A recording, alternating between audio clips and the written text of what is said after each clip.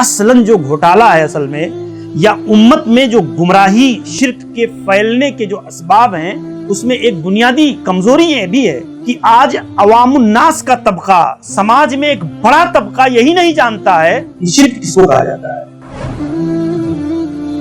ہمیں اور آپ کو یہ جاننا چاہیے کہ توحید کی صحیح تعریف کیا ہے اور توحید کی باطل تعریف جو آج سماج کے اندر کی جاتی ہے، اس شبہے میں کتنے لوگ پھنسے ہوئے ہیں۔ توسل کا مسئلہ، شفاعت کا مسئلہ، علم غیب کا مسئلہ، حاضر و ناظر کا مسئلہ، نیاز نذرانوں کا مسئلہ، ایک نہیں ایسے درجنوں عقیدے کے بنیادی مسئلے ہیں جس میں ایک مسلمان شرک کے راستے پر گامزن ہے اور قائم ہے۔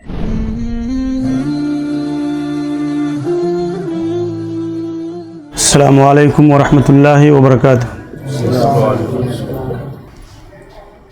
الحمدللہ رب العالمین، والصلاة والسلام علی اشرف الانبیاء والمرسلین، وصلی اللہ علی نبینا محمد وعلی آلہ وصحبہ اجمعین، اما بعد۔ اعوذ باللہ من الشیطان الرجیم، بسم اللہ الرحمن الرحیم۔ وَإِذَا ذُكِرَ اللَّهُ وَحْدَهُ اشْمَأَزَّتْ قُلُوبُ الَّذِينَ لَا يُؤْمِنُونَ بِالْآخِرَةِ وَإِذَا ذُكِرَ الَّذِينَ مِن دُونِهِ إِذَا هُمْ يَسْتَبْشِرُونَ۔ محترم اسلامی بھائیوں اور ساتھیوں، آج کے درس کا جو موضوع ہے وہ ہے شرک، اس کا بھیانک انجام اور اس کے شبہات کیا ہیں۔ اس کے تعلق سے کچھ باتیں انشاءاللہ العزیز آپ کے سامنے رکھی جائیں گی۔ اللہ رب العالمین کا شکر ہے کہ یہ ہفتہ واری جو درس کا سلسلہ ہے، الحمدللہ ہم اور آپ بہت سارے علماء کرام سے یہاں پر حاضر ہو کر کے استفادہ کر رہے ہیں۔ یہ اللہ تعالیٰ کی بہت بڑی رحمت ہے کہ آج کے حالات میں جہاں انسان مشغولیت کی زندگی گزار رہا ہے، وہاں پر وقت کو نکال کر کے کسی مجلس میں شریک ہونا، یہ بھی اللہ کی توفیق کے بغیر ممکن نہیں ہے۔ یہاں سے جو کچھ ہم سنتے ہیں، سیکھتے ہیں، یہ اللہ کے دین کی تعلیمات، عقید و منہج کی باتیں، یہ ہمیں گہرائی کے ساتھ، بصیرت کے ساتھ، علم کی روشنی میں سیکھ کر کے اپنی زندگیوں کے اندر اصلاح کا طریقہ اختیار کرنا چاہیے۔ آج کا جو موضوع ہے یہ بہت ہی بنیادی اور اہم ترین موضوع ہے، اس لیے کہ ایک مسلمان کے اوپر اللہ تعالیٰ کی معرفت حاصل کرنا، اللہ تعالیٰ کے بارے میں جاننا، اپنے مالک کی عبادت و بندگی کے تقاضوں کو پورا کرنا، اور اس کے جو منافی چیزیں ہیں، شرک ہے، بدعات ہیں، جو انسان کی عبادتوں کو برباد کرنے والی ہیں، اس کی کوششوں پر پانی پھیرنے والی ہیں، اس کا جاننا بھی انسان کے لیے ایسے ہی ضروری ہے۔ یہ کوئی معمولی چیز نہیں ہے، بلکہ یہ واجبات میں سے ہے کہ آدمی جانے کہ اللہ تعالیٰ کی عبادت کے تقاضے کیا ہیں، اللہ کی توحید کے تقاضے کیا ہیں، اور اسی کے ساتھ ساتھ یہ بھی جانے کہ اس توحید کو خراب کرنے والی چیزیں، ہمارے عقیدے کو برباد کرنے والی چیزیں کیا ہیں۔ اس لیے کہ انسان اگر کسی فضیلت کی چیز کو جانتا ہو لیکن اس کے منافی چیزوں کو نہ جانتا ہو، تب بھی انسان صحیح معنوں میں اللہ کی عبادت اور اللہ کی بندگی کے تقاضوں کو پورا نہیں کر سکتا ہے۔ اسی لیے ہم دیکھتے ہیں کہ اللہ رب العزت نے اس آیت کریمہ میں جو سورہ زمر کی 45 نمبر کی روایت ہے، آپ دیکھیں کہ اس آیت میں اللہ رب العزت نے ایک بڑی بنیادی بات ذکر کی ہے کہ وَإِذَا ذُكِرَ اللَّهُ وَحْدَهُ اشْمَأَزَّتْ قُلُوبُ الَّذِينَ لَا يُؤْمِنُونَ بِالْآخِرَةِ، کہ جب خالص اللہ رب العزت کا ذکر آتا ہے، اللہ کی عبادت، اللہ کی توحید کا بیان ہوتا ہے، تو جن کا ایمان آخرت پر نہیں ہے ان کے دل جو ہے یہ محسوس اٹھتے ہیں، ان کے دل کیا ہے، کوڑنے لگتے ہیں، اور جب اللہ کے ساتھ غیر اللہ کا ذکر ہوتا ہے تو یہ خوش ہو جاتے ہیں۔ یعنی ایک مشرک کی علامت اللہ نے اس آیت کریمہ کے اندر بیان فرمائی ہے کہ مشرک کا معاملہ ایسا ہی ہوتا ہے کہ وہ خالص اللہ کی توحید سے اسے کڑھن محسوس ہوتی ہے، اور اللہ تعالیٰ کی ذات کے ساتھ شرک کو، غیر اللہ کو، معبودوں کو، دوسروں کو جب اللہ کے ساتھ شریک کر دیا جاتا ہے تو اسے خوشی محسوس ہوتی ہے۔ لیکن ایک مومن کا معاملہ مشرک کے بالکل مخالف ہے۔ ایک مومن کو ہمیشہ، ایک موحد کو ہمیشہ اللہ تعالیٰ کی توحید سے محبت ہوتی ہے، اللہ کی ذات سے محبت ہوتی ہے۔ وہ اللہ تبارک و تعالیٰ کی ذات سے اس حد تک محبت کرتا ہے کہ اس کے ساتھ کسی غیر کی شرکت پر اسے کڑھن محسوس ہوتی ہے۔ تو آپ دیکھیں کہ اللہ نے اس آیت کریمہ میں اس چیز کو ذکر کیا ہے، اور اللہ کے نبی صلی اللہ علیہ وسلم نے ہمیں اور آپ کو جو دعا سکھلائی ہے اس میں یہ بنیادی دعا اللہ کے نبی صلی اللہ علیہ وسلم نے بیان فرمایا، اللہم انا نعوذ بک من ان نشرک بک شیئا نعلمہ ونستغفرک لما لا نعلم۔ یہ اس وقت جب اللہ کے نبی صلی اللہ علیہ وسلم خطبہ دے رہے تھے تو آپ نے فرمایا، یا ایھا الناس اتقوا ھذا الشرک، اے لوگو اپنے آپ کو اللہ کے ساتھ شریک کرنے سے بچاؤ، شرک سے بچو۔ اور شرک یہ اتنی باریک چیز ہے کہ چونٹی کی چال سے بھی زیادہ باریک ہے، جو انسان کے عقیدے میں داخل ہو جاتی ہے۔ صحابہ کرام میں سے بعض نے پوچھا کہ اللہ کے نبی، اتنی باریک شے سے ہم کیسے اجتناب کر سکتے ہیں، کیسے بچ سکتے ہیں ایسی چیز سے؟ تو اللہ کے نبی صلی اللہ علیہ وسلم نے یہ دعا سکھلائی، اس دعا کو پڑھتے رہو، اس دعا کو پڑھا کرو کہ اے اللہ، ہم تجھ سے تیری پناہ چاہتے ہیں ایسی چیزوں سے کہ ہم جان بوجھ کر کے تیرے ساتھ شریک بنائیں، شرک کریں، اور ایسی چیزوں سے بھی ہم تیری مغفرت چاہتے ہیں کہ ہم سے جان بوجھ کر کے یا شعوری طور پر ہم سے جو چیزیں انجام پا جائیں اس سے ہم تیری پناہ چاہتے ہیں، وَنَسْتَغْفِرُكَ لِمَا لَا نَعْلَمُ، اور ہم تجھ سے بخشش اور مغفرت چاہتے ہیں ایسی چیزوں کے بارے میں جو ہم غیر شعوری طور پر انجام دے دیتے ہیں، اور جو شعوری طور پر جو چیزیں ہم سے انجام پا جاتی ہیں اللہ ہم تیری اس سے پناہ چاہتے ہیں۔ تو آپ دیکھیں کہ شرک کا معاملہ جو ہے یہ بہت اہم ہے، اسی لیے ہم دیکھتے ہیں کہ شرک اور توحید کا علم انسان میں جتنا گہرا ہوگا، آدمی دلیل کی بنیاد پر، کتاب و سنت کے نصوص کی بنیاد پر جب علم حاصل کرے گا تو اس کو اس کی باریکیوں کا صحیح علم ہوگا۔ اور اگر آدمی یوں ہی پیدائشی طور پر باپ دادا سے کوئی چیز سن کر کے حاصل کرے گا، کتاب و سنت کے نصوص اور دلیل کی بنیاد پر کوئی چیز نہیں سیکھے گا، تو اس کا علم، عقیدے کا علم جو ہے وہ کمزور ہوگا۔ اور ہم اور آپ بار بار اس روایت کو سنتے ہیں جس میں حضرت نوح علیہ السلام کی قوم کے شرک کا ذکر ملتا ہے، صحیح بخاری کی روایت، کہ جس میں ود، سوا، یغوث، یعوق، نصر جو قرآن مجید نے بیان فرمایا ہے کہ قوم نوح کے یہ معبود تھے جن کی یہ پوجا کرتے تھے۔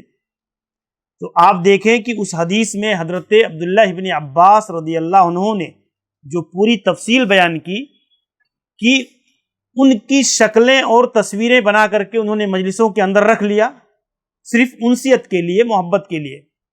لیکن بعد میں آپ دیکھیں اس روایت کے اندر ملتا ہے حتی اذا ہلک اولئک وتنسخ العلم عبدت۔ یہاں دیکھیے اس حدیث کے اندر، اس روایت کے اندر، علم اگر کمزور ہو جائے تو انسان شرک کا مرتکب ہو جاتا ہے۔ یعنی اگر آدمی کو اس کا علم نہ ہو تو لازمی چیز ہے آدمی اس کا شکار ہو جائے گا۔ یہاں ہوا کیا؟ یہاں یہی معاملہ تھا کہ جب اس کے بعد کی نسلیں آئیں، ان کی آل و اولاد جب آئے تو ان کو معلوم نہیں تھا کہ ہمارے باپ دادا نے اس اسٹیچو کو، اس تصویروں کو کیوں بنایا ہے، کس لیے بنایا ہے، اس کا علم انہیں نہیں، شیطان نے بلا دیا ان کو۔ تو پھر نتیجہ کیا ہوا کہ باپ دادا نے محض محبت میں ان کی تصویریں بنا کر کے رکھی تھی، لیکن اس کے بعد ان کی اولاد نے کیا کیا، وہ اس کی عبادت کرنے لگے، اس کی پوجا کرنے لگے۔ تو اس حدیث سے یہ بھی معلوم ہوتا ہے کہ اگر عقیدے کا علم کمزور ہوگا تو انسان شرک کے اندر مبتلا ہو سکتا ہے۔ انبیاء کرام کا، اولیاء کا، صلحاء کا ہمیشہ یہی طریقہ رہا کہ وہ اپنی اولاد کو عقیدے کی تعلیم اور شرک سے بچنے کی تلقین کو اولین مقصد سمجھتے تھے۔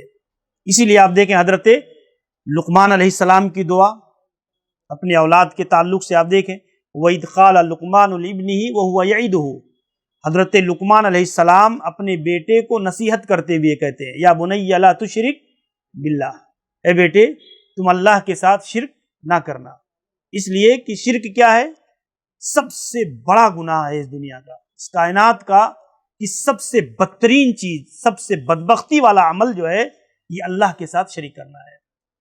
تو آپ دیکھیں کہ اس جو ہے دعا کے اندر بھی حضرت لقمان علیہ السلام، ایسے حضرت ابراہیم علیہ السلام کی دعا بھی ملتی ہے، وَإِذْ قَالَ إِبْرَاهِيمُ رَبِّ اجْعَلْ هَٰذَا الْبَلَدَ آمِنًا وَاجْنُبْنِي وَبَنِيَّ أَن نَّعْبُدَ الْأَصْنَامَ، آل و اولاد کے لیے روزی روٹی کے انتظام کا ذکر کیا، اور ساتھ ہی یہ بھی دعا کیا کہ اے اللہ مجھے اور میری اولاد کو بتوں کی پرستی سے حفاظت فرما، بچا۔ تو یہ انبیاء کا طریقہ، اور یہی اللہ کے نبی صلی اللہ علیہ وسلم کا بھی طریقہ تھا۔ آپ دیکھیں جب بھی نبی کریم صلی اللہ علیہ وسلم کو موقع ملتا، آپ اپنے صحابہ کو، اپنے شاگردوں کو اللہ کے نبی صلی اللہ علیہ وسلم خصوصاً اس بات کی تلقین کرتے ہیں۔ حضرت معاذ بن جبل رضی اللہ عنہ کی مشہور روایت صحیح بخاری کے اندر موجود ہے، صحیحین کے اندر، یا معاذ اتدری ما حق اللہ علی العباد، اے معاذ تم جانتے ہو اللہ کا حق اس کے بندوں پر کیا ہے، اور اس کے بندوں کا حق اللہ پر کیا ہے؟ تو حضرت معاذ بن جبل رضی اللہ عنہ نے کہا اللہ و رسولہ عالم، اللہ اور اس کے رسول ہی بہتر جانتے ہیں۔ تو آپ نے کیا فرمایا؟ اللہ کا حق بندوں پر یہ ہے کہ ان یعبدوہ ولا یشرکوا بہ شیئا، یہ خالص اللہ کی عبادت کریں، اس کے ساتھ کسی کو شریک اور ساجی نہ ٹھہرائیں۔ ایسی ہی روایت آپ دیکھیں گے حضرت ابن عباس رضی اللہ عنہ کے بارے میں بھی ملتی ہے، جب وہ 10-12 سال کے بچے تھے تو اللہ کے نبی صلی اللہ علیہ وسلم کی سواری پر ایک بار بیٹھ کر کے جا رہے تھے، تو اللہ کے نبی صلی اللہ علیہ وسلم نے ان سے یہی بات بیان فرمائی تھی، اذا سألت فاسأل اللہ، جب تم کسی چیز کا سوال کرو تو صرف اللہ سے سوال کرو، اللہ سے مانگو، وَإِذِ اسْتَعَنْتَ فَاسْتَعِنْ بِاللَّهِ، اور جب مدد طلب کرو تو صرف اللہ رب العزت سے مدد طلب کرو۔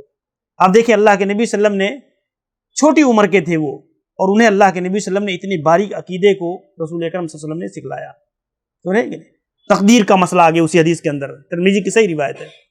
تو اس سے پتہ چلتا ہے کہ اللہ کے نبی صلی اللہ علیہ وسلم کا طریقہ بھی یہی تھا، اور آپ صلی اللہ علیہ وسلم اس دنیا سے جاتے جاتے سب سے زیادہ خوف اپنی امت پر شرک سے کھاتے تھے، اور آپ نے جاتے جاتے دنیا سے اپنی امت کو جو وصیت فرمائی، جو نصیحت فرمائی، سب سے زیادہ اسی بات کا ذکر کیا۔ کئی روایتیں اس بارے میں موجود ہیں، آپ دیکھیں گے اپنی وفات سے 5 دن پہلے، اپنی وفات سے 3 دن پہلے اللہ کے نبی صلی اللہ علیہ وسلم جو اپنی امت کو نصیحت کرتے ہیں، اس نصیحت میں آپ دیکھیں گے حضرت عبداللہ ابن عباس رضی اللہ عنہ کہتے ہیں کہ اللہ کے نبی صلی اللہ علیہ وسلم بے ہوشی کے عالم میں ہیں، چادر آپ کے اوپر ڈالی ہوئی ہے، اور جیسے ہی افاقہ ہوتا ہے اللہ کے نبی اپنی چادر کو ہٹاتے ہیں اور کہتے ہیں لعنت اللہ علی الیہود والنصارى اتخذوا قبور انبیائہم مساجدا، اللہ کی لعنت ہو یہودیوں پر، عیسائیوں پر، جنہوں نے انبیاء کی قبروں کو سجدہ گاہ بنا لیا۔ اب دیکھیں یحذر ما صنعوا، اللہ کے نبی صلی اللہ علیہ وسلم اپنی امت کو ڈرا رہے تھے اس چیز سے جو جس چیز کا مرتکب یہودی ہوئے، عیسائی ہوئے۔ کیوں؟ اس لیے کہ آپ کے سامنے ایک لمبا دور موجود تھا عیسائیوں کی گمراہی کا، یہودیوں کی گمراہی کا، کہ وہ اپنے انبیاء کے معاملے میں شرک کے مرتکب ہوئے۔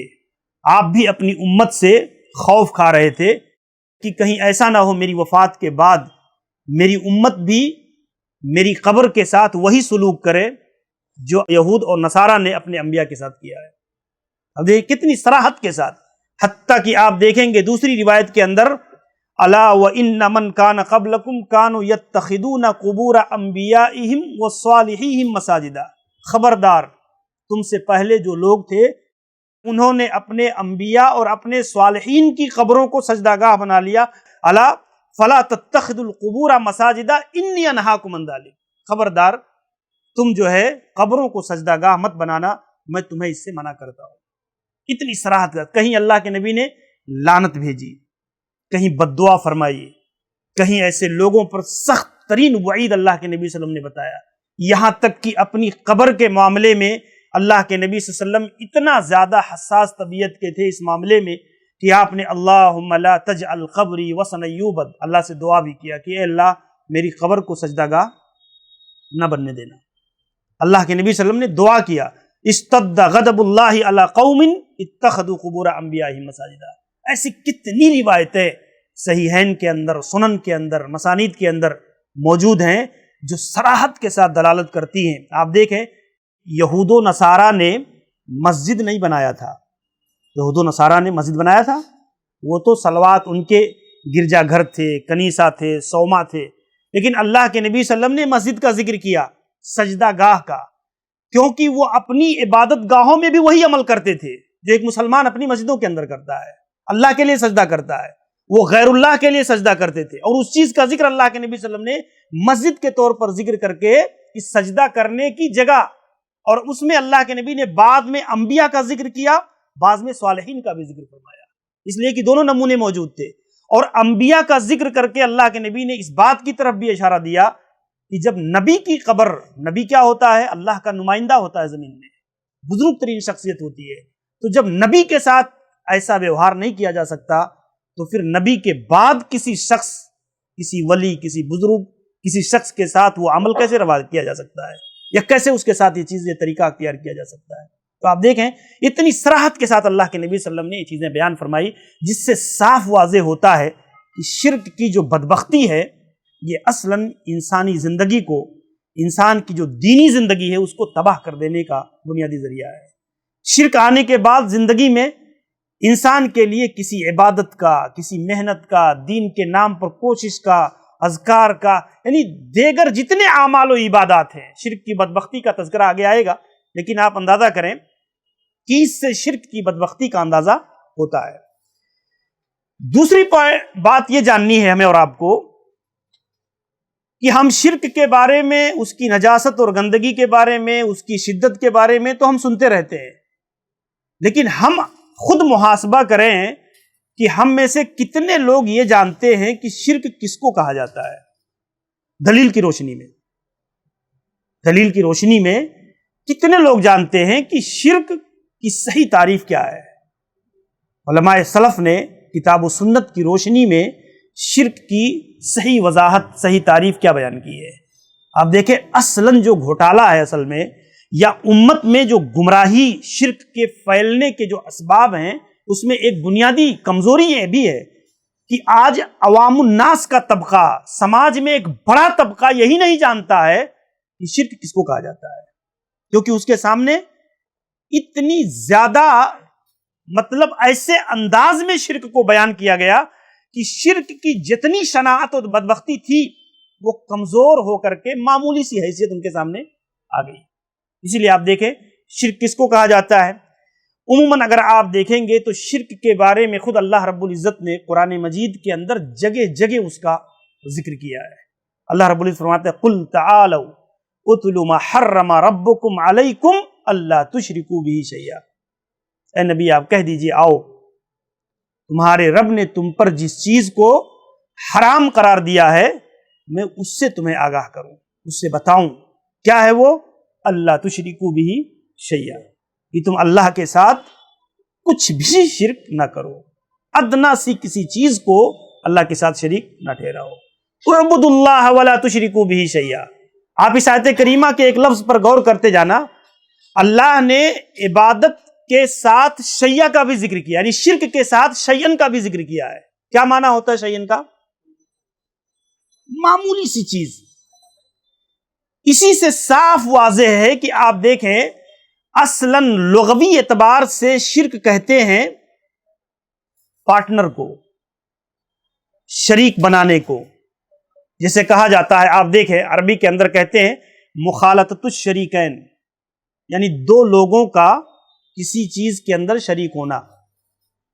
ایسے ہی آپ دیکھیں گے کہ شرک کے معاملے میں جیسے ہم کہتے ہیں کہ شارکت فلانا فی الشیء، میں نے فلاں چیز میں کسی شخص کو شریک کر لیا ہے، اس کو کیا کہا جاتا ہے؟ لغوی اعتبار سے شرک کہا جاتا ہے۔ آپ دیکھیں گے قرآن نے بھی اس کو لغوی معنی میں کئی جگہوں پر استعمال کیا ہے۔ ام لہم شرک فی السماوات، کیا آسمان کی تخلیق میں ان معبودان باطلہ کا کوئی حصہ ہے؟ اس کو تو صرف اللہ نے پیدا کیا ہے، کیا اس کی پیدائش میں یہ بھی شریک ہیں؟ یہ قرآن سوال کرتا ہے۔ ایسے ہی آپ دیکھیں قرآن مجید نے فرمایا حضرت موسیٰ علیہ السلام کے واقعے میں وَأَشْرِكُهُ فِي أَمْرِي، حضرت موسیٰ علیہ السلام دعا کرتے ہیں کہ اے اللہ میرے بھائی ہارون کو بھی میری نبوت کے مشن میں شریک بنا دے، یعنی کار نبوت کے کو آگے بڑھانے میں، اس کی خدمت میں ہم دونوں کو شریک کر دے۔ آپ دیکھیں لغوی اعتبار سے شرک کا معنی کیا ہوتا ہے؟ پارٹنری کا، شرکت کا، اور ہم جانتے ہیں بہت اچھی طرح سے اس بات کو کہ ہر پارٹنر یہ برابر کا شریک نہیں ہوتا ہے۔ ہر پارٹنر کیا ہے؟ یہ برابر کا شریک نہیں ہوتا ہے۔ ضروری ہے کہ جس آدمی کو آپ شریک کر رہے ہیں وہ آپ کے ساتھ برابر کا حصے دار ہو، یہ ضروری نہیں ہے۔ اگر کوئی آدمی آپ کے ساتھ 50% کا پارٹنر ہے تب بھی پارٹنر کہلائے گا، اور کوئی آدمی اگر 2%، 1% کا پارٹنر ہے تب بھی وہ آپ کا شریک اور پارٹنر کہلائے گا۔ اس سے صاف واضح ہوتا ہے کہ اس وقت سماج کے اندر جو شرک کی تعریف ملتی ہے وہ اصل میں باطل تعریف ہے۔ صوفیہ نے یا بدعتیوں نے جو تعریف بیان کی ہے شرک کی، وہ ایسی تعریف بیان کی ہے، وہ کہتے ہیں، پہلے ہم اس تعریف کو سمجھ لیتے ہیں۔ اصطلاحی طور پر اصل میں شرک کہا جاتا ہے، آپ دیکھیں امام ابن جوزی رحمہ اللہ نے ذکر کیا ہے، الشرک ان تجعل للہ ندا او تعبد معه غیرہ من حجر او شجر او بشر او شمس او قمر او نبی او حی او جن۔ آپ دیکھیں کہتے ہیں امام ابن جوزی رحمہ اللہ کہتے ہیں شرک کہا جاتا ہے کہ اللہ کے ساتھ کسی کو شریک ٹھہرانا۔ جس کو تم شریک ٹھہرا رہے ہو وہ چاہے کوئی درخت ہو، چاہے کوئی انسان ہو، چاہے سورج اور چاند ہو، چاہے جن ہو، چاہے ولی ہو، چاہے نبی ہو، یا اللہ کے ساتھ اس کی عبادت میں کسی کو پارٹنر بنانا، کہتے یہ اس کو شرک کہا جاتا ہے۔ آپ دیکھیں اس کی مزید وضاحت علامہ سعدی رحمہ اللہ نے بڑے ہی عمدہ انداز میں بیان کیا ہے، ان یعبد المخلوق کما یعبد اللہ، مخلوق کی ایسے ہی عبادت کرنا جیسے اللہ کی عبادت کی جاتی ہے، یا ایسے ہی کسی کی تعظیم ایسے کرنا جیسے اللہ کی تعظیم کی جاتی ہے۔ اب آپ دیکھیں کہ عبادت کیا ہے؟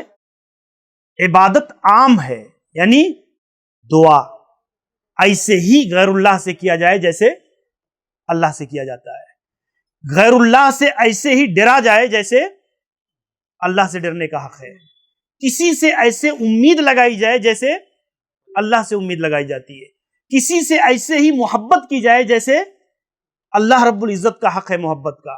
یعنی ظاہری و باطنی دونوں اعمال میں اللہ تبارک و تعالی کی ذات، صفات، اس کی ربوبیت کے کسی بھی حصے کو غیر کی طرف پھیر دینا، یہ اصل میں کیا ہے؟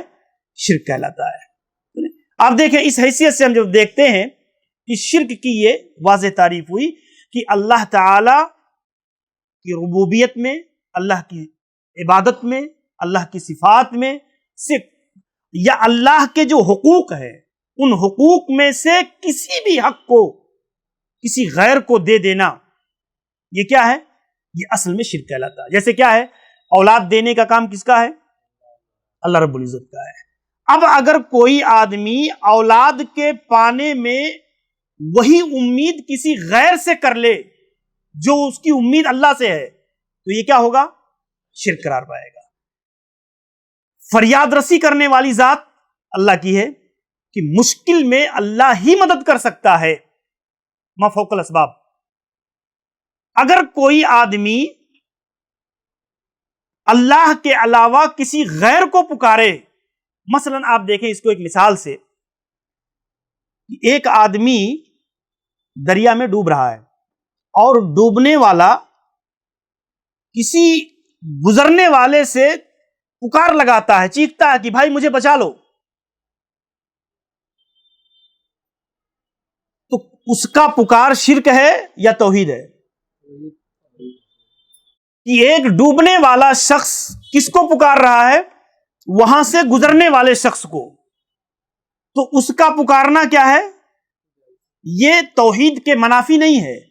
لیکن وہی ڈوبنے والا شخص کہتا ہے یا عبد القادر جیلانی یا یہ اے اللہ کے رسول مجھے بچا لیجئے. تو یہ پکار کیا ہے؟ شرک ہے. کیوں شرک ہے؟ وہ کیا ہے؟ دیکھیں یہ بنیادی فرق ہے دونوں کے اندر. اصل میں پکارنے والے کی جو سوچ ہے، جو عقیدہ ہے، وہ عقیدہ یہ ہے کہ وہاں سے گزرنے والے کو جب پکار رہا ہے تو اسے یہ علم ہے کہ یہ شخص مجھے بچا سکتا ہے، یہ یہاں موجود ہے. سمجھ رہے ہیں؟ یہ طاقت رکھتا ہے اس چیز پر. لیکن جب وہاں کسی غائب کو پکارے گا تو لازمی سی چیز ہے کہ غیب سے مدد صرف اللہ کی ذات کر سکتی ہے. اللہ کے علاوہ کوئی اور ذات ایسی نہیں ہے کہ جو اس کی مدد کر سکے. تو اس کی بنیاد پر جو ہے اس سے یہ چیز واضح ہو جاتی. اب آپ دیکھیں شرک کی غلط تشریح، شرک کی غلط تعریف کیا ہے؟ شرک کی غلط تعریف یہ ہے کہ ان اللہ واحد فی ذاتہ لا قسیم لہ. یہ صوفیہ کی تعریف ہے. انہوں نے کہا اللہ کی ذات ایک ہے، اس کی کوئی تقسیم نہیں ہے. وہ واحد فی صفاتہ، اللہ اپنے صفات میں ایک ہے، اس کا کوئی نظیر نہیں ہے. اور اسی طریقے سے وہ واحد فی افعالہ لا شریک لہ، اللہ اپنے افعال میں یکتا ہے، اکیلا ہے اور اس کا کوئی شریک نہیں ہے. یہ شرک کی پوری تعریف انہوں نے کیا ہے. آپ دیکھیں اس تعریف سے عبادت، توحید الوہیت جس میں سب سے زیادہ شرک داخل ہوتا ہے اس کو خارج کر دیا ہے، اس کو نکال دیا ہے، اس کو شامل ہی نہیں کیا شرک کے اندر جو ہے.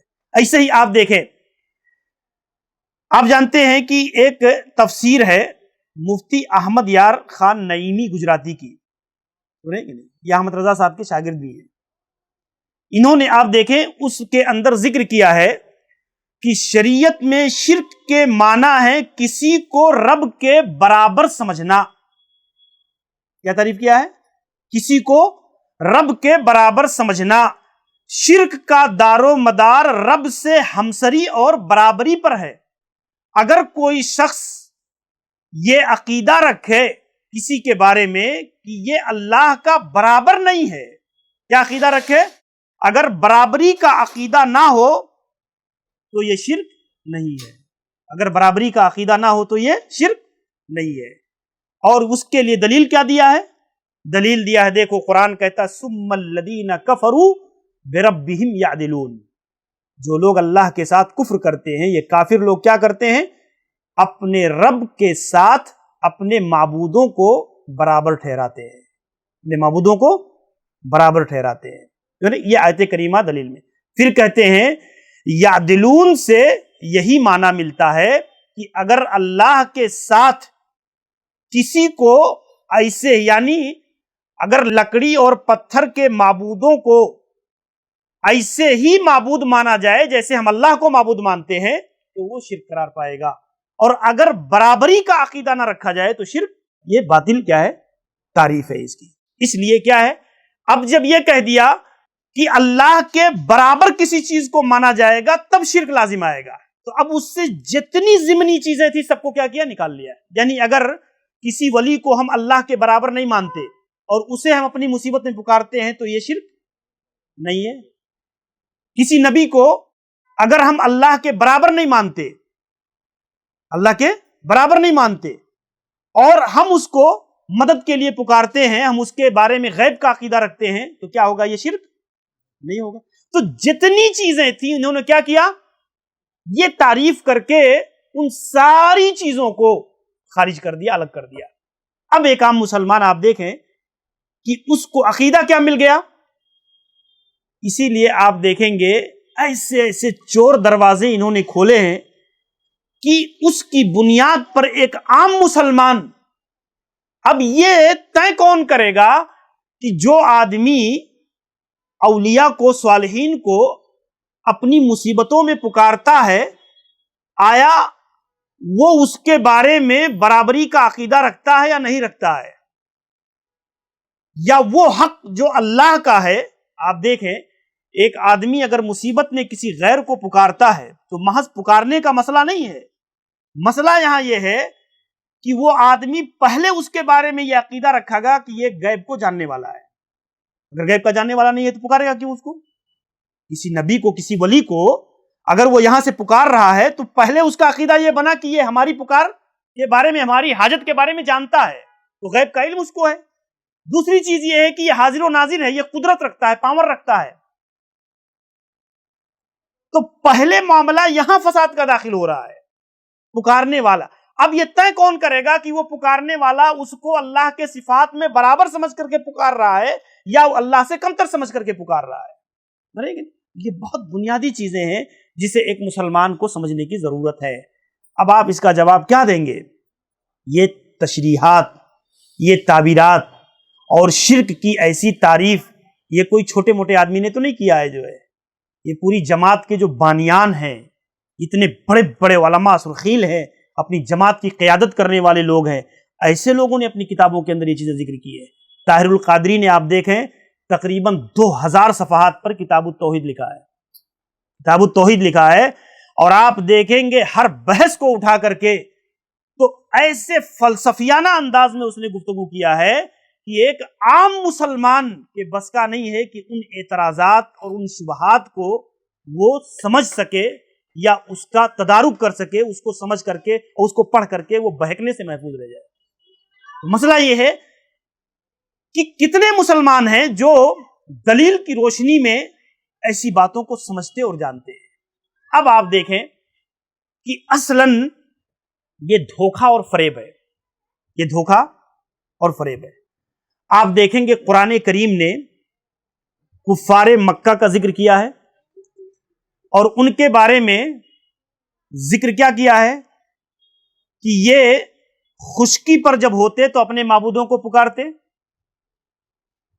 لیکن جب دریاؤں میں ان کی کشتیاں پھنس جاتی تو وہاں یہ کیا کرتے تھے؟ اپنے معبودوں کو چھوڑ کر اللہ کو پکارتے تھے۔ یہ ہمیشہ اپنے معبودوں میں جو تصرف کا، قوت کا، پاور کا، مدد کا جو عقیدہ رکھتے تھے، ان کا عقیدہ یہی تھا کہ ہمارے معبود اللہ کے برابر نہیں ہے۔ کیا عقیدہ رکھتے تھے؟ ہمارے جو معبود ہیں یہ اللہ کے برابر نہیں ہے، ان کی جو پوری قوت اور قدرت ہے یہ اللہ کی دی ہوئی ہے، اللہ نے ان کو دیا ہے۔ تو اگر شرک کی تعریف یہی ہے جو آپ نے کیا ہے تو کفار مکہ بھی اس کا مطلب مشرک نہیں تھے، کفار مکہ بھی مشرک نہیں تھے، اس لیے کہ وہ اپنے معبودوں کے بارے میں اللہ کی برابری کا عقیدہ نہیں رکھتے تھے۔ ان سے پوچھا جاتا کہ زمین و آسمان کو پیدا کرنے والا کون ہے تو وہ کہتے تھے اللہ۔ روزی دینے والا کون ہے تو کہتے تھے اللہ۔ زمین و آسمان کا پورا نظام چلانے والا کون ہے تو کہتے تھے اللہ۔ زندگی موت دینے والا کون ہے تو کہتے تھے اللہ۔ تو پھر پوچھا جاتا کہ پھر تم اللہ کے ساتھ ان معبودان باطلہ کو شریک کیوں کرتے ہو تو کہتے تھے ہم صرف اس لیے کرتے ہیں کہ یہ پہنچے ہوئے لوگ ہیں، یہ صرف اللہ تک ہمیں کیا کریں گے؟ پہنچا دیں گے، یہ ہمیں کیا کریں گے؟ اللہ کے ہاں فریاد کر کے، گزارش کر کے بخشوا دیں گے۔ یہ ان کا عقیدہ تھا، قرآن نے اس کو ذکر بھی کیا جگہ جگہ۔ تو اس سے صاف پتہ چلتا ہے کہ قرآن مجید میں اور تاریخ اور سیرت میں بھی دیکھیں گے، آپ دیکھیں گے اللہ کے نبی صلی اللہ علیہ وسلم کے پاس جو ہے حسین نام کے ایک شخص آئے جو کفار مکہ کے سرداروں میں سے تھے، حسین سواد سے وہ آئے، اور آپ دیکھیں انہوں نے اللہ کے نبی صلی اللہ علیہ وسلم سے بہت ساری چیزوں پر بات کیا، اور پھر جب جانے لگے تو اللہ کے نبی صلی اللہ علیہ وسلم نے انہیں روکا اور پوچھا یا حسین کم تعبد الہن، حسین بتاؤ کتنے معبودوں کی عبادت کرتے ہو؟ تو کہتے ہیں سبعۃ فی الارض وواحدۃ فی السماء، 7 معبودوں کی عبادت ہم زمین پر کرتے ہیں اور ایک معبود جو ہے عرش والا جو ہے اوپر والا ہم اس کی کرتے ہیں۔ تو اللہ کے نبی صلی اللہ علیہ وسلم نے پوچھا بتاؤ جب تمہاری کشتیاں بھور میں پھنس جاتی ہیں تب تم کس کو پکارتے ہو؟ کہتے اللہ کو۔ اللہ کے نبی نے پوچھا جب بارش رک جاتی ہے، قحط سالی نازل ہوتی ہے اور مشکل دور میں تم آتے ہو تب کس کو پکارتے ہو؟ تو کہتے اللہ کو۔ تو اللہ کے نبی صلی اللہ علیہ وسلم نے کہا حسین ذرا اپنی عقل پر زور دے کر کے سوچو کہ جو اللہ تمہیں مشکلوں میں بچاتا ہے، جس کو تم مشکلوں میں فریاد کرتے ہو، کیا وہ اللہ تمہیں عام حالات میں بچانے پر قدرت نہیں رکھتا؟ تو حسین کی سمجھ میں یہ بات آ گئی کہ واقعی معاملہ تو ایسا ہی ہے، اور پھر انہوں نے کیا کیا؟ اسلام قبول کر لیا۔ یہی واقعہ آپ اکرمہ بن ابی جہل کے بارے میں بھی پڑھتے ہیں، سنتے ہیں۔ اکرمہ بن ابی جہل بھی فتح مکہ کے موقع پر کیا کیا تھا؟ وہ بھاگ کر کے یمن جانا چاہتے تھے، کیونکہ باپ بھی دشمن اسلام کا، ابو جہل بھی، اور اکرمہ بھی کافی عرصے سے اسلام کی دشمنی میں تھے۔ تو اب دیکھا مکہ فتح ہو گیا تو اب جان کے لالے پڑ گئے، تو انہوں نے کیا کیا کہ یہاں سے کھسک لو۔ لیکن بھاگتے ہوئے انہوں نے کیا کیا؟ بعض روایتوں میں ہے کہ اپنے چھوٹے سے معبود کو بھی لے لیا تھا ساتھ میں جو ہے۔ لیکن دریا میں جب گئے، کشتی پہ سوار ہوئے، تو اتفاق یہ ہوا کہ آگے جا کر کے کشتی جو ہے بھنور میں پھنس گئی۔ اب ملاح نے کیا کیا؟ ملاح نے ایک آواز لگائی، کہا دیکھو اب اس بھنور سے تمہیں بچانے والا اللہ کے سوا کوئی نہیں ہے، اپنے سارے معبودوں کو چھوڑ کر سب مل کر صرف اللہ کو پکارو، اللہ چاہے گا تو تم یہاں سے نجات پا جاؤ۔ اکرمہ کہتے ہیں میں سوچنے لگا کہ یہی تو محمد صلی اللہ علیہ وسلم کی دعوت ہے، یہی تو محمد صلی اللہ علیہ وسلم کی دعوت ہے کہ اپنے معبودوں کو چھوڑ دو، اللہ کی عبادت، اللہ کی بندگی کرو۔ تو میں اسی سے تو بھاگ کر کے آیا ہوں۔ پھر کہتے میرے دل میں یہ بات واقع ہو گئی، اس ملاح کی بات سن کر کے مجھے یادہ ہوا، اور میں نے گڑ گڑا کر کے اللہ سے دعا کیا کہ اے اللہ اگر تو نے مجھے بچا لیا تو میں یہاں سے واپس چلے جاؤں گا اور محمد صلی اللہ علیہ وسلم کے ہاتھ میں اپنے ہاتھ کو دے دوں گا۔ اور معاملہ ایسے ہی ہوا۔ پھر وہ وہاں سے واپس آئے اور اللہ کے نبی صلی اللہ علیہ وسلم کی خدمت میں حاضر ہوئے۔ اللہ کے نبی صلی اللہ علیہ وسلم نے ان کے سارے کرتوتوں کو، سارے دشمنی کو اللہ کے نبی نے معاف کر دیا، اور پھر اسلام میں بڑا عظیم الشان کارنامہ ان کا آگے کا ہے۔ تو آپ دیکھیں کہ کفار مکہ کا یہی عقیدہ تھا اصل میں، سمجھ رہے ہیں کہ نہیں؟ تو اگر آج ایک مسلمان یہ تعریف کرتا ہے شرک کی، گویا وہ باطل تعریف ہے، وہ اللہ کی توحید سے غافل ہے، وہ اللہ کے توحید کے تقاضوں کو، اس کے دائروں سے جاہل ہے، وہ سمجھتا نہیں ہے اصل میں۔ اسی بنیاد پر ہمیں اور آپ کو یہ جاننا چاہیے کہ توحید کی صحیح تعریف کیا ہے، اور توحید کی باطل تعریف جو آج سماج کے اندر کی جاتی ہے، اس شبہے میں کتنے لوگ پھنسے ہوئے ہیں۔ آپ دیکھیں عموماً جو ہے بدعتیوں کے ہاں یہ ملتا ہے کہ اصلاً جو ہم اولیاء کو، صالحین کو، بزرگوں کو پکارتے ہیں، ان سے فریاد کرتے ہیں، اصل میں معاملہ یہ ہے کہ ہم ان کو رب نہیں مانتے، ہم ان کو رب کا شریک نہیں مانتے، برابر نہیں مانتے، لیکن معاملہ صرف اتنا ہے کہ اللہ رب العزت کہ یہاں جو ہے معاملہ ان کا دوسرا ہے۔ ان کو وہبی طور پر، عطائی طور پر اللہ تعالیٰ نے کچھ اختیارات دے رکھے ہیں، ان کو وہبی اور عطائی طور پر اللہ نے کچھ اختیارات دے رکھے ہیں، اور اس کی بنیاد پر ہم ان کو پکارتے ہیں، اور انہی چیزوں میں جو اللہ نے ان کو دے رکھا ہے اختیارات، انہی چیزوں میں ہم اصلاً ان کو پکارتے ہیں، ان سے مدد مانگتے ہیں۔ اور جب اللہ کی عطا کردہ چیزوں میں ہم ان سے مانگتے ہیں تو یہ شرک نہیں ہے۔ اللہ کی عطا کردہ چیزوں میں اگر ہم ان سے فریاد کرتے ہیں، ان سے سوال کرتے ہیں، تو یہ کیا ہے؟ شرک نہیں ہے۔ آپ دیکھیں یہی عقیدہ کفار مکہ کا تھا۔ کفار مکہ کیا کہتے تھے؟ اللہم لبیک لا شریک لک الا شریکن ہوا لک تملکہ وما ملک۔ آپ دیکھیں تلبیہ کے اندر جو صاف الفاظ موجود، صحیح مسلم کی روایت ہے، اسی لیے اللہ کے نبی صلی اللہ علیہ وسلم کی ایک روایت ملتی ہے، حضرت عبداللہ ابن عباس کہتے ہیں کہ جب یہ کفار مکہ طواف کے درمیان جو ہے تلبیہ جب پڑھتے تھے تو اللہ کے نبی صلی اللہ علیہ وسلم جب یہ پڑھتے تھے جو ہے لبیک اللہم لبیک، تو اللہ کے نبی کہتے ہیں ویلکم ویلکم، ہاں تمہاری تباہی ہو، تمہاری تباہی ہو، بس اسی پر رک جاؤ، اسی پر رک جاؤ۔ یعنی اس کے آگے جو پڑھتے تھے وہ بڑا خطرناک تھا کہ اے اللہ میں حاضر ہوں، اے اللہ میں حاضر ہوں، تیرا کوئی شریک نہیں ہے سوائے اس شریک کے جس کو تو نے خود شریک بنا لیا ہے، سوائے اس شریک کے جس کو تو نے خود شریک بنا لیا ہے، اور تملکہ وما ملک، اس کا مالک بھی تو ہی ہے، وہ کسی چیز کے مالک نہیں ہے، اس کا مالک بھی تو ہی ہے، وہ کسی چیز کے مالک نہیں ہے۔ آپ بتائیے یہی وہابی اور عطائی کا عقیدہ ثابت ہوا کہ نہیں ہوا؟ وہ بھی تو مانتے تھے کہ ہمارے معبودوں میں جو قوت، جو پاور ہے وہ تو نے عطا کیا ہے، ہبہ کیا ہے تو نے، جو ہے ان کا ذاتی کوئی پاور نہیں ہے۔ یہی تو آج کا ایک مسلمان بھی کہتا ہے کہ ہم اصل میں اولیاء کو اس لیے پکارتے ہیں کہ اصل میں اللہ نے ان کو کیا کیا ہے؟ کچھ چیزیں عطا کر دی ہیں۔ عطا کی کوئی دلیل ہی نہیں ہے، اصلاً کوئی دلیل نہیں ہے۔ تو یہ اصلاً سمجھنے کی ہے کہ جو عقیدہ آج ایک مسلمان کے یہاں پایا جاتا ہے، اصلاً وہ عقائد، وہ نظریات، وہ خیالات، وہ کفار مکہ کے اندر وہ چیزیں ملتی ہیں، اور اس کی بنیاد پر ہمیں عقیدہ کے معاملے میں یہ چیزیں سمجھنے کی ضرورت ہے۔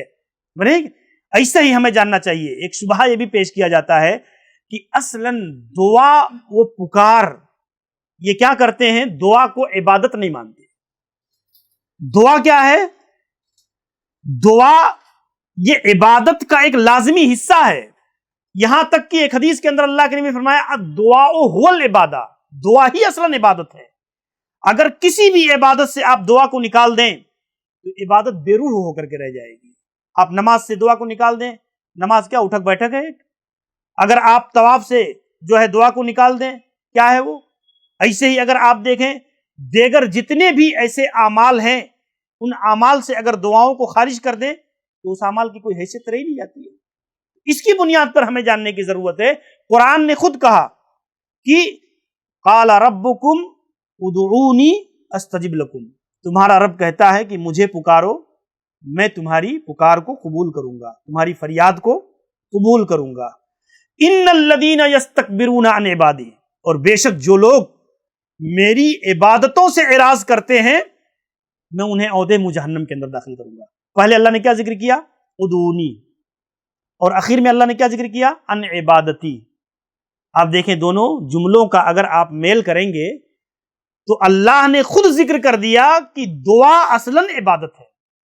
دعا اصل میں کیا ہے؟ عبادت ہے، کیونکہ پہلے اللہ نے ذکر کیا دعا کا، اور پھر کہا جو دعا کرنے سے اعراض کرتے ہیں اس کو کہا جو عبادت کرنے سے اعراض کرتے ہیں۔ تو اللہ نے خود اس چیز کو ذکر کر دیا کہ دعا اصلاً عبادت ہے، اور عبادت کیا ہے؟ اللہ کا حق ہے۔ عبادت کیا ہے؟ اللہ کا حق ہے، اور اس حق میں کسی غیر کو شریک کرنا، کسی غیر سے فریاد کرنا، یہ اصل میں شرک ہے، شرک اکبر ہے، معمولی درجے کا شرک نہیں ہے یہ۔ میرے بھائیو اس حیثیت سے اگر آپ دیکھیں گے، وقت چونکہ بہت زیادہ ہو گیا اور یہ بڑا طویل موضوع ہے، آپ دیکھیں گے کہ شرک کے معاملے میں آج امت جس قدر غفلت کا شکار ہے اور جتنی سستی کوتاہی کے اندر پڑی ہوئی ہے، غفلت جہالت کے اندر پڑی ہوئی ہے، یہ آج کی بہت اشد ضرورت ہے کہ توحید کے پیغام کو، عقیدے کے پیغام کو عام کیا جائے۔ ہم سمجھتے ہیں کہ عقیدہ بس وہی عقیدہ کی 3 قسمیں ہیں، عقیدہ یہ ہے، عقیدہ یہ ہے، نہیں، بلکہ گہرائی کے ساتھ، بصیرت کے ساتھ، علم و دلیل کی روشنی میں، ایسے شبہات کی روشنی میں عقیدے توحید کو واضح کرنے کی ضرورت ہے، اور اس کے صاف ستھرے پیغام کو بتا کر کے اس کے منافی جو چیزیں ہیں، اس کو برباد کرنے والی جو چیزیں ہیں، آج اب اس تعریف کی روشنی میں آج مسلمانوں کا آپ جائزہ لے لیں کہ کتنے مسلمانوں کا عقیدہ درست ہے، کتنے مسلمان صحیح عقیدے کے اوپر قائم ہیں۔ اب اس کی روشنی میں آپ اندازہ کر سکتے ہیں، یہ بہت بنیادی چیز ہے۔ اور ایسے ہی توسل کا مسئلہ، شفاعت کا مسئلہ، علم غیب کا مسئلہ، حاضر و ناظر کا مسئلہ، نیاز نذرانوں کا مسئلہ، ایک نہیں ایسے درجنوں عقیدے کے بنیادی مسئلے ہیں جس میں ایک مسلمان شرک کے راستے پر گامزن ہے اور قائم ہے۔ تو یہ عقیدے توحید کے بنیادی پیغام کو ہمیں سمجھنے کی ضرورت ہے، اور شرک یہ بدترین چیز ہے۔ یعنی آپ یہ سمجھ لیں شیطان نے کیسے ان کو لگا دیا۔ آج ایک مسلمان چوری کو گناہ سمجھتا ہے، قتل کو گناہ سمجھتا ہے، زناکاری کو گناہ سمجھتا ہے، لیکن اگر شرک ہو رہا ہے تو آدمی شرک کو وہ درجہ نہیں دے رہا ہے، اتنا برا نہیں سمجھ رہا ہے جتنی اس کا، حالانکہ سارے کبیرہ گناہوں میں سب سے بدترین گناہ شرک ہے۔ آج آپ دیکھیں ایک مسلمان سے پوچھئے کہ اگر آپ سوال کریں کسی مسلمان سے اور پوچھیں کہ بھائی جو ہے نفع دینے والا کون ہے تو کہے گا اللہ، ضرر پہنچانے والا کون ہے تو کہے گا اللہ، اولاد دینے والا کون ہے تو کہے گا اللہ۔ یعنی اگر آپ سوال کریں گے تو ساری چیزوں میں وہ یہی کہے گا اللہ۔ پھر آپ اس سے پوچھئے کہ یہ کڑا دھاگا چھلا کیوں پہن رکھا ہے، یہ تعویذ کیوں پہن کے رکھا ہے، یہ گاڑی کے پیچھے جو ہے یہ جوتے کا تسمہ کیوں لٹکا کر کے رکھا ہے، وہ کہتا ہے نہیں یہ تو بس ایسے ہی جو ہے ہمارا، میں شرک نہیں کرتا، میں تو بس ایسے ہی میں نے لٹکا لیا ہے۔ تو آپ دیکھیں کہ ایک مسلمان جو ہے مطلب وہ کام کر رہا ہے شرک کا، لیکن وہ جہالت کی بنیاد پر، نادانی کی بنیاد پر اس کو شرک سمجھنے کو تیار نہیں ہے۔ یہ بہت بنیادی چیزیں ہیں۔ اللہ سے دعا ہے کہ اللہ تعالی ہمیں توحید کا بنیادی علم سیکھنے کی اللہ ہمیں توفیق عنایت فرمائے، اور شرک جیسے بدترین عمل سے اللہ ہماری حفاظت فرمائے، اور دلیل اور بصیرت کی روشنی میں ہمیں شبہات، موجودہ جو دور کے شبہات ہیں، ان شبہات کو سامنے رکھ کر کے اپنے عقیدے کو دلیلوں کی روشنی میں سمجھنے کی اللہ ہمیں توفیق دے۔ السلام علیکم ورحمۃ اللہ وبرکاتہ۔